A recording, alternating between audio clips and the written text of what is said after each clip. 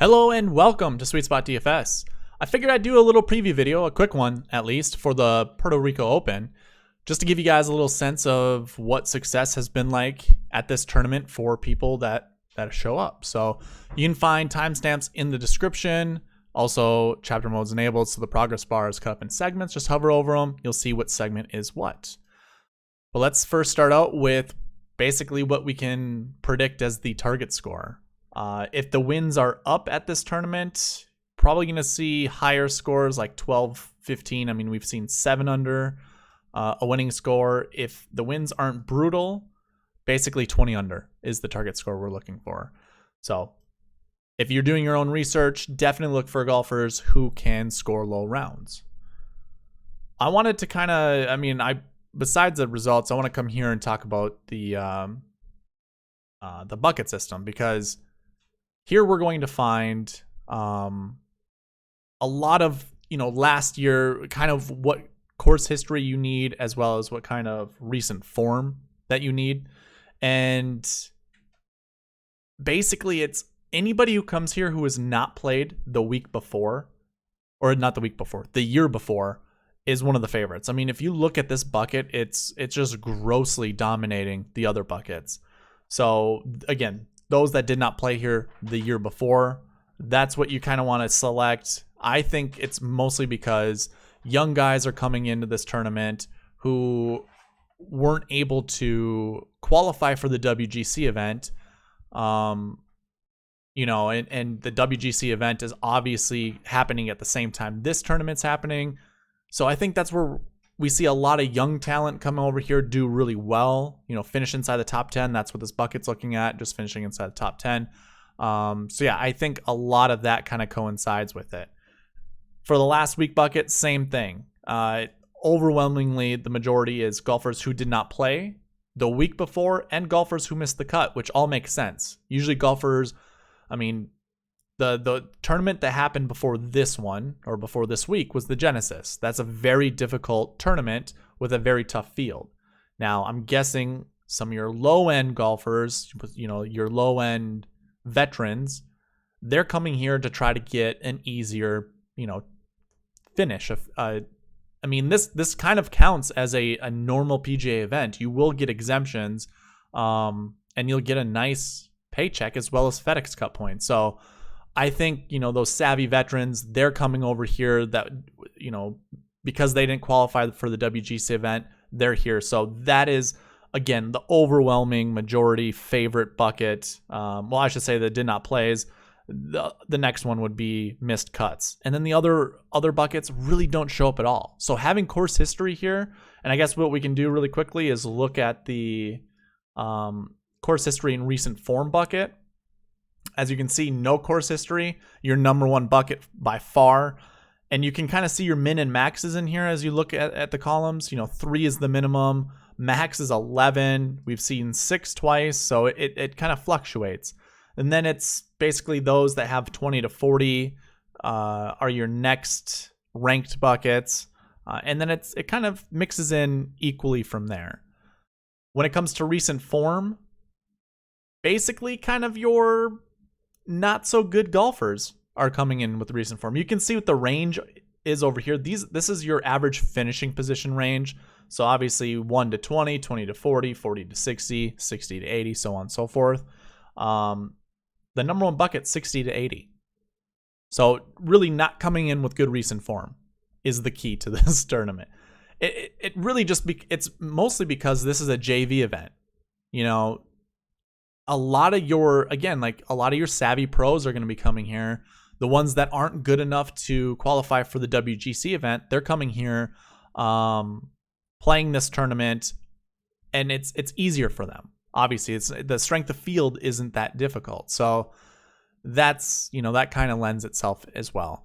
Just to show you a little bit different, like it in a different way, if I go and look at 2020 and we go back at all of my recent form pages, keep an eye on this column right here.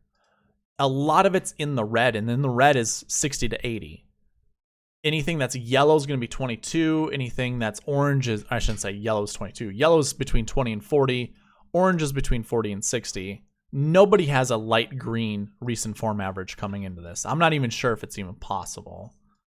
Like, let me see if we actually do. Yeah, Maverick McNeely last year came in here with some of the best recent form. Matthew Neesmith was right behind it, but you can kind of see in 2020 how the best recent form looked as it came into this tournament. We can go ahead and do this for 2019 just to show you. Actually, let me just go through this really quick. 2019, we didn't have a tournament in 2018. It was a co-ed event. But 2017, like, look at the recent form. It's nasty. A lot of missed cuts. 2016, same thing. Recent form is just bad. This is the Tony Finau year where he won, coming in with a bunch of missed cuts. One top 20, I suppose, but recent form just bad. 2015, same thing. 2016 or 2014 and 2013. We can go ahead and just dig a little deeper, like in 2019. I'm not going to go any further than this, but you know, if we sort from top to bottom, Matt Every was coming in with some pretty decent recent form. But that was just a 14th place finish at Pebble.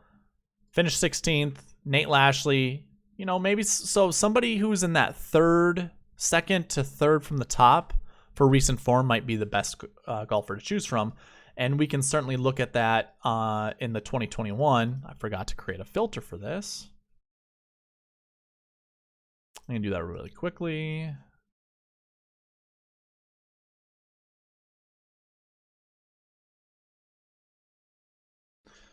And then sort by recent form. And then once we scroll up to the top, not very good recent form altogether. I mean, obviously you just saw 2020 and 2019. Nobody's coming into this tournament with better than 37 as the best average finishing position. And again, this is only looking at PGA Tour data. I don't have anything from the international golfers. So you see Thomas Peters, Matt Wallace, Ian Poulter, all of those guys. Like, I don't have, you know, their data from the European Tour. So obviously these guys a little bit better than what you see with recent form, but those that do have recent form, nothing looks good. And of course, I'm just trying to compare it from years past. So keep that in mind. I mean, if we're doing 2 to 3 from the top, I guess any of these guys are in play, even Benny Ann. But yeah, let's go ahead and dig into the DK page. I did kind of create, and I forgot to add the buckets, darn. And I didn't have time to put in the tee time information, so I'm going to go ahead and hide that. Shoot, I wish I would have grabbed the bucket information, because I do have it. But either way, all I want to do is really just talk about, you know, actually one thing, I do have 2020 DK page up. And if I were to go ahead and hide this information here, and we just talk about strokes gained, because I usually do that in most of my strategy videos, what you can see from the top 10, if I sort it by top 10, how many negative off the tee golfers that we see in this tournament inside the top 10. That's another good thing I should do. So of all the guys inside the top 10, like 1, 2, 3, 4, 5, 6, 7 golfers. It looks like 7 out of 12. 1, 2, 3, 4, 5, 6. 7 out of 13 golfers had negative off the tee stats, but a lot of them also have negative putting stats. So it's really not your greatest of golfers finishing inside the top 10. So if you're trying to figure out, you know, who's coming in with the best form, so on and so forth, I don't think this is the tournament that you do that for. It is kind of a mix of golfers. I mean, if we look at this top 10, Victor Hovland, obviously, you know, a rookie talent coming in to the PGA Tour. I think he was playing really well earlier that year, or the previous year, that fall year. But either way, we knew he was going to be good. He has the talent to do well. And if you look at the salaries, that's another piece I forgot to do, is the salary, a dive on that. But looking just at 2020s, we do see a lot of the top price guys up here mixed in with 7K golfers and 6K golfers. 2019, I don't have 2019 salary range. So obviously I wouldn't have been able to do salaries. But as you can see, what am I trying to get at? 2020. There we go. It's just going to be a mix. You can see all the last year ones finishing inside the top 10 and a 5 and a 6.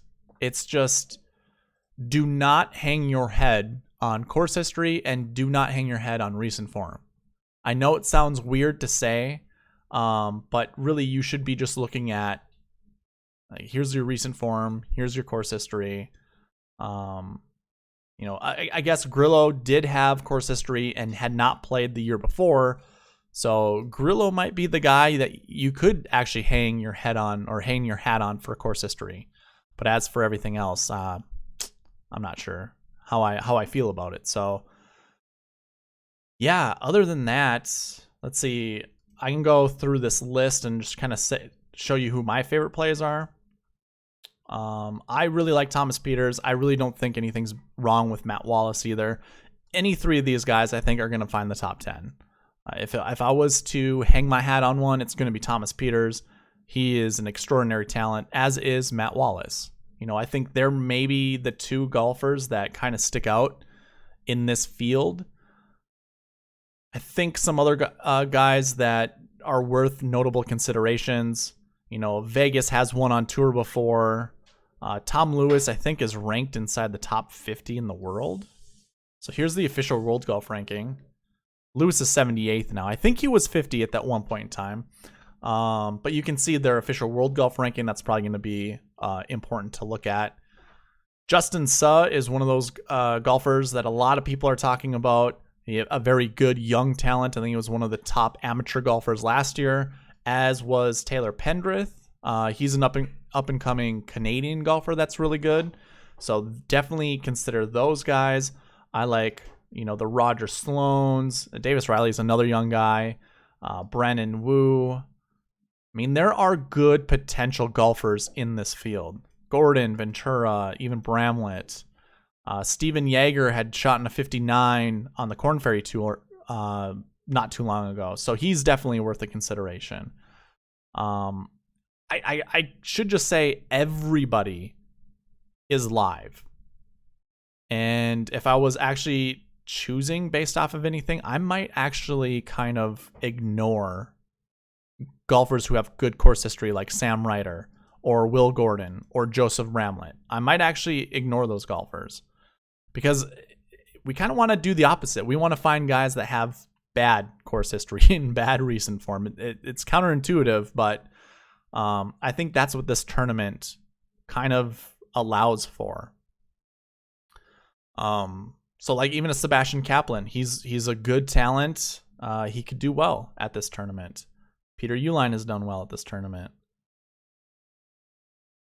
I think now I'm going into a range that I couldn't really describe most of these guys. David Duval withdrew. That's the other thing too. A lot of withdrawals at this tournament so far. I think there were 12 before I created this video, so keep in mind all of that. But yeah, if you have any questions, leave them in the comment section. I just wanted to make a quick video on this, kind of going over everything. Definitely don't hang your hat on anyone that has good course history or good recent form. Again, if we go to the buckets, your number one recent form bucket, 40 to 60. Number two is 60 to 80. Number three is missed cut. And then no recent form is fourth. And it kind of is the same. No course history is your number one bucket. Number two is 40 to 60. Three is 20 to 40. And then missed cut is actually your fourth bucket. I have that colored wrong for whatever reason. But yeah, it's going to be an odd tournament. I think just go with your gut plays, go with your potential golf, you know, who you think is good on potential. Maybe look at low scores, the lowest score that anyone's ever had, and kind of go off of that stuff. Because it's probably going to get you better than trying to do kind of the old fashioned statistics. Even looking at strokes gained isn't going to help you much at this tournament. So hopefully you guys do well. But yeah, I'm going to leave it there. Thank you guys for watching. Please leave a like, comment, subscribe, all that good stuff. And I will see you in the review for the WGC. I'll mix both the reviews for the Workday and the Puerto Rico Open. All right. See you later.